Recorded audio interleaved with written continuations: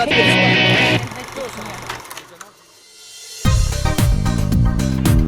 We've been looking at seeds, but what about vegetative annuals, the other giant category here at the gardens at Ball?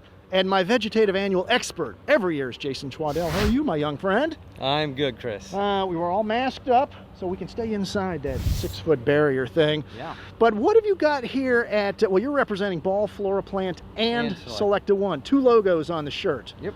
2 jobs. You're a busy man. But what have we got that we can look at in new varieties? Yeah, so we'll start off here with our new Calibrachoa series. So this is Cha-Cha. This series is new for Ball FloraPlant in 2021. And really this is about big vigor and exciting new colors and high uniformity across all the colors. That about 25% more vigor than Caberets. And you know, there's 5 colors in the series to start with. I would say our most exciting colors are the Cha-Cha Diva Hot Pink right here. That looks beautiful. So And really the habit on these is really, really tidy too, uniform. Yeah, very nice rounded habit. Yeah. They're also early to flower, so they'll hit the earliest shipping windows, but highly uniform across all the colors. So. All right. Well, right next to this one, everybody is talking about this thing. I have no idea why. You don't know? It just happens to be the nicest yellow petunia thus far introduced to the industry, I think.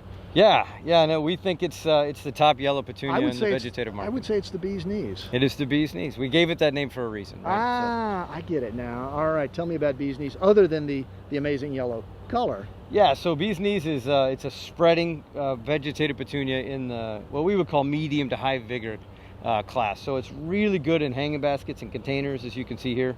Also works great in the landscape. It's really strong in-ground performance. It's a standalone. Is it similar to any of the other series, if someone's familiar with from Selecta or FloraPlant? Yeah, well, I'd say it has the kind of garden performance that you'd expect from a Color Rush series petunia, but not quite the same vigor. So, so it's down a little bit from that. It's a little bit more vigorous than our Color Blitz series. So it's kind of a tweener, but it's such a good product that it's a standalone. It's an end cap item, which is why you have it on an end cap here.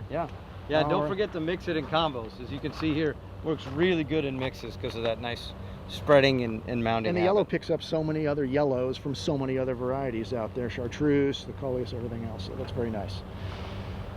All right, and something definitely not yellow. Tell us about this Phlox. Yeah, so we'll switch to Gisele Phlox from Selecta.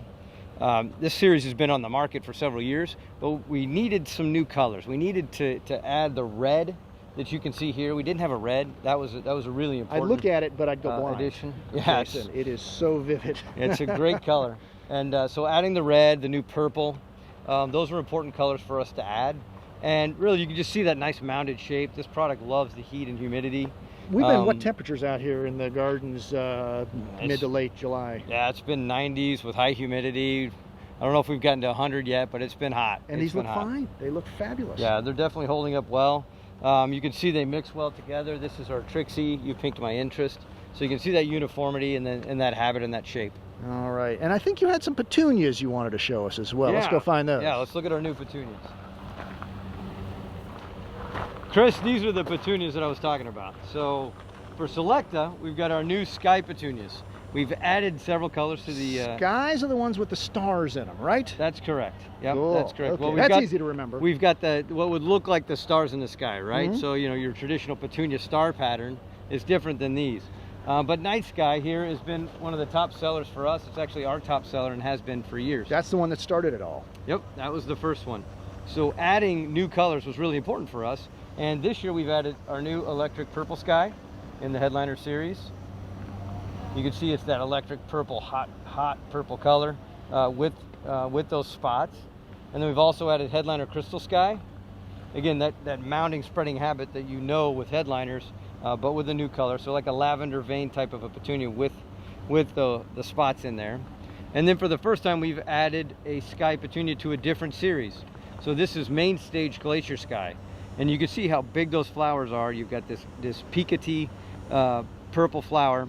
Sort of the old-fashioned hula hoop type with the ultra-modern star pattern in it. Interesting. Yeah, huge flowers, and then more of a trailing and larger vigor plant than the Headliner. So Main Stage is our biggest series. We mentioned heat a minute ago, and you wanted to explain about the star pattern and the heat.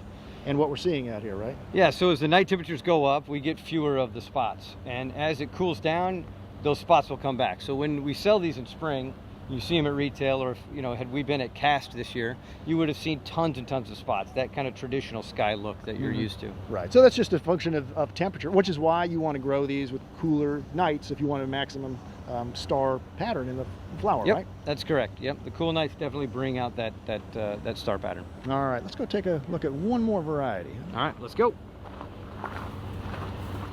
Chris, I got 3 Coleus here that I want to show you. Now, I love Coleus.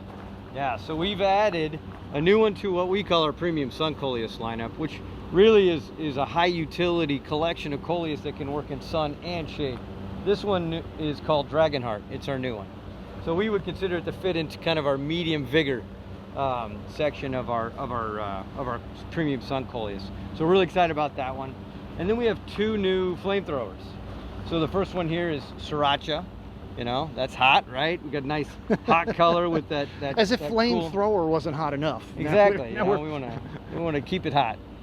So we got Sriracha as well as Cajun Spice. And Cajun Spice, especially in the spring, will have a very orange color with that yellow margin. Really stands out at Is the retail. flamethrower name for that center pattern of it, or is it just kind of the heat that it takes? It's and the heat. vivid It's color? it's that great heat performance is really part of it. But you've also got what would be you know, a thinner leaf pattern in Coleus and some really hot colors. There you go. Well, that's flamethrowers and Coleus Dragonheart, among the many new varieties here at Ball FloraPlant and Selecta. Jason, thank you for the tour. Appreciate it, my friend. Thank you, Chris.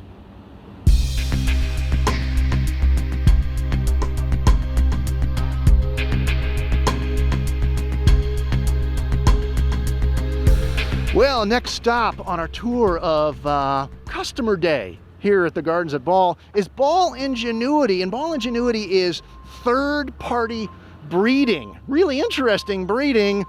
And speaking of well-bred, this is Kelsey Mononga. Kelsey, why is there this giant green hat and a bunch of teacups in here? I sense a theme. Yes, this is the Mad Hatter's Tea Party, and our whole theme this year is actually Alice in Wonderland. Alice in Wonderland, you've got teapots, you've got the Mad Hatter, you've got a rabbit going down over there and some stuff. Fun things, but there has to be a little more going on with this tea where we're standing. I'm sensing something right here. What's this all about? This is the Camellia sinensis, the brew tea full tea. It is a tea plant that the consumer can make itself. So you can make 5 different types of tea out of this, but treat it as like a patio citrus kind of plant. So you can take it in the winter, but it is zone 7 hardy. So this is a real tea plant. It is a real tea plant. How ornamental does it get as far as, you know, like really beautiful? Any kind of blooms or anything It happening does. on It gets really nice white blooms in the fall, and it covers it. So it's actually gorgeous. And you can make a tea out of the white blooms. All right. And is there a place they can go online to get instructions for how do you turn a tea plant into a cup of tea? There is the Ball Ingenuity website. Ah, beautiful. Yeah. Well, you do have like big, amazing flowering plants here. Who's going to show us those? I'm going to turn that over to Joan Mazat over here to see our beautiful wall. There's Joan. Should have seen her. Come on, let's go find Joan. How are you, Joan? Great, how are you today, Chris? Very good. Now the tea plant is fruitiful. It is fruitiful. But I, as a Floridian, I have a soft spot for these mandavillas. Yes, Tell us these about are these. Beautiful. Okay, so our Diamantina line of mandavillas, we are so proud of these because it is such a group second to none in diversity. So we have true mandavilla types with the agate XXL, the Dipladenia vining types with the opal. Notice really no fade at all during our hot weather. They're just covered with flowers, nice, pure, clean colors. The foliage is spectacular. Hardly a spot on them anywhere. That's right. And looking at new innovative colors, an upgrade to our yellow. This the one, only I've been orange admiring in the that one. market. The flowers are smaller, admittedly. Admittedly smaller, however, it is the only true orange sunrise type. This is the coral orange sunrise, a totally different habit. But this, I have counted up to 50 to 100 stems on each of their bloom stems. Yeah. So, and it mixes beautifully with the other series too. So you can make a spectacular, unique display. It's a great looking combo. Yeah, I hope so. I hope you like Something it. else I know you wanted to show us are these begonias back here, the Betulias. Exactly. These were new last year, if They I'm were, right, indeed right? they were. But we really need to show them off again because of the durability of this plant. Well, now I have to ask something. Obviously, there's something wrong because you had to replace them all with plastic plants out here. These can't be real. No, these are real plants. They are real. We put these out here the first week of June. Look at these. Look at this. I'm gonna. Can I pull it out? Well, I should be able. Look at that. Look at that. That's just rock solid, And- covered with flowers. Yeah, and notice Beautiful. that's an 8-inch container. Yeah. And so with the hot nights and hot days that we've been experiencing this summer, look what you possibly can do. Those The are- homeowner can enjoy a small space plant. It's really awesome. 4 colors, I think, in the line. Indeed, yes, and there will be a yellow to come Oh, that'll be a nice. for 2021. That's our nice new color. addition. Exactly. Some more existing things we've looked at. I mean, the canary wings are spectacular, of course, and look really nice against these Rex begonias. True. you've got So in here. this is the shade perfect storm. Would you have it? I mean, if you have a shaded area, mixing any of the canary wings with the Jurassics will make a great accent to any shade decor. All right, and lastly, I love that you've gotten into tropicals in the name Yes. of in the way of houseplants. Indeed. Basically. And you had made the note of being from Florida, so you're very familiar with the philodendrons, right? Philodendron selloum, had them all over the landscape. So as you would know then, this is quite different than anything that you may have seen because it's non-vining, keeps its habit. These plants are probably around 20 months old now, and you can see how excellent they are performing Yeah, outdoors. it's more compact. The foliage is more compact, more serrated. I think it's a really tidy looking plant. Exactly. Great for the patio. I assume it would do in a landscape down south It's year-round. doing very, very well. Matter of fact, it just got Plants of Distinction at the University of Georgia this week. So we're very proud of that for their outdoor performance, you go. proving for its worth in the south. And lastly, what's it paired with in this big container? This is the Spring Fling, Begonia. A great bicolor. What people really love about the Buttercup in particular in the Spring Fling line is the pink overlay on yellow, and it really makes an interesting pop. There you go. Well, that's a taste, a sampling, if you will, Indeed. of some of the cool things from Ball Ingenuity. Hit their website to see all the other great stuff. Thanks, And you Joan. know, if anyone is having a plant that they'd like to submit to us that they are bred or have found, we'd love to hear from you. You hear at that, Ball all you Ingenuity. backyard breeders? Talk to Joan. Exactly. Thank you. Well, I'm alone now, and I could take this thing off. Whew, it's kind of tough to work in a mask, but it's okay. It's worth it when you're out here at the gardens at Ball, live, getting to see the trial grounds, the gardens. And there's more to see than what we've showed you. You come over to the backside, you can come through the sky frame garden, over to some more vegetable trials.